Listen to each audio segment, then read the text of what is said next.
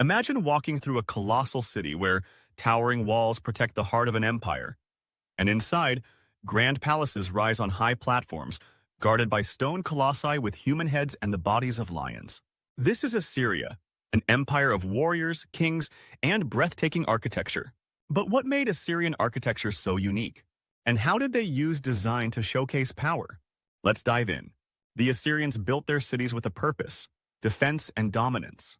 Unlike their predecessors, the Sumerians, who placed temples at the heart of their cities, the Assyrians prioritized military fortifications and royal palaces. Key cities like Nineveh, Dur-Sharrukin, also called Khorsabad, and Nimrud were enclosed by enormous walls, sometimes double-layered, reinforced with towers for extra protection. In Khorsabad, the walls stretched for nearly 7 miles with 7 monumental gates, each heavily guarded. And these weren't just walls, they were statements of power.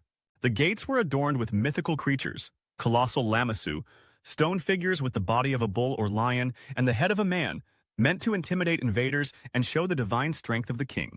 While earlier Mesopotamian cultures centered their cities around temples, Assyrians shifted the focus to royal palaces.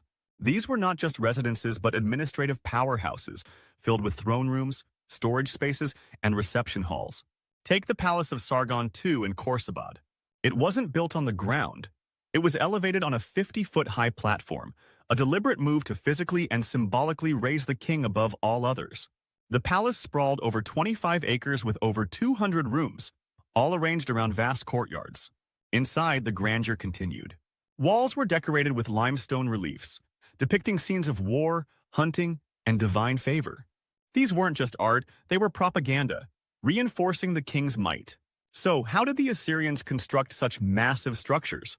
To make their structures last, they reinforced mud brick walls with stone slabs at the base and buttresses for extra support. The interiors were often coated with glazed bricks, adding both beauty and protection from erosion. They also perfected the vault and arch, techniques that later influenced Roman engineering. By the 7th century BC, Nineveh had become the greatest city in the world. With walls stretching 12 kilometers, 7.5 miles long, it could house over 100,000 people, a staggering number for ancient times. The city's centerpiece? The Palace of Sennacherib, also known as the Palace Without Rival. This massive structure had at least 80 rooms, with halls lined with carved stone slabs narrating the king's victories in battle.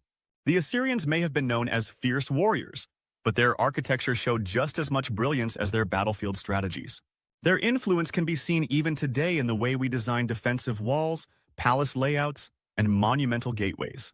Though the empire eventually fell in 612 BC, its legacy still stands, whether in the ruins of Nineveh or in the echoes of modern city planning. It was a world where engineering met intimidation, and every brick was a declaration of power. What do you think was the most impressive aspect of Assyrian architecture? Let me know in the comments. Don't forget to like and subscribe for more.